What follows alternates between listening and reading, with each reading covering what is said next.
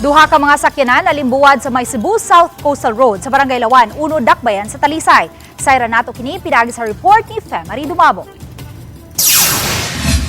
Pasado alas 10 gabi, mitubag sa alarma ang mga sakop sa City Toda, Talisay CDRMO o BFP Talisay City human nalimbuwad kining usa ka FB type nga van.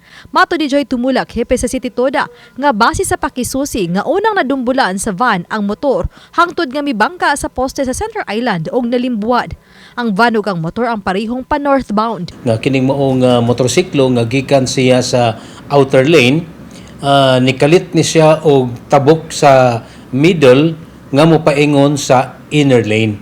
So katong FB type go signal kusog-kusog ang iyang dagan, so moto nga naapiki siya sa pag Nadanga sa tambalanan ng 44 anyos nga nagmaneho sa motorsiklo og 30 anyos nga driver sa FB type van human mahitabo ang aksidente. Hinon parihong stable na ang kondisyon sa duha.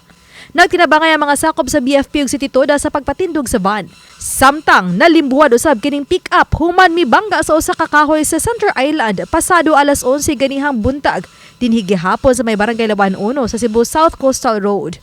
Ang driver luwas ra ang kahimtang sa dihang nakabuto ang airbag. Matod ni Tumulak nga saysay sa driver nga padung siya sa usa ka mall sa Cebu City. Sa dihang nalubag niya ang manobela human niinom og tubig o gipahimutang ang tumbler sa kilid sa pultahan sa sakyanan. Wala ra hinuon na angin nga laing sakyanan. Pasado launa na ganiyang hapon, natuog nakuha sa dan ang nalimbuwad nga sakyanan. Bisan naman tuod og kondisyon ng imong sakyanan, ayaw gid og sobra kayo pagsalig. Unya kung magdagan manggaling ta mo observe lang ta sa atuang speed aron na patay time sa pagtamak sa atong brake kung kikinahanglan. Oba ni Cleofer Lumaya Gugrod Prado, Femari Dumabok. Balitang Bisdak.